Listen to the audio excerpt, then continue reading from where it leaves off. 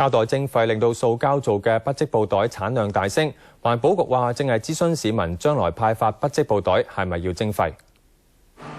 喺第一階段嘅膠袋徵費計劃，受規管嘅3000幾間零售商減少派發90%膠袋，但其他未納入計劃嘅商戶就派多咗膠袋。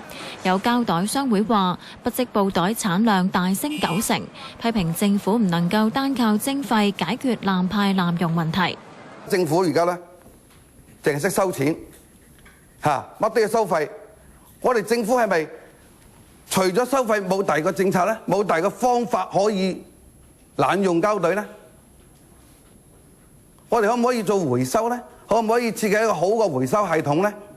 環境局局長邱騰華話，膠袋徵費第2階段諮詢會考慮派發不織布袋都要徵費，強調政府會推出其他措施配合減費，集中去睇下有冇方法可以將我哋現有嗰個產品即係環保暫制加以擴展。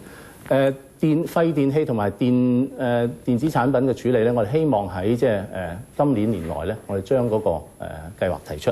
佢又強調，第1階段徵費成效顯著，擴大計劃範圍有助環保。無線電視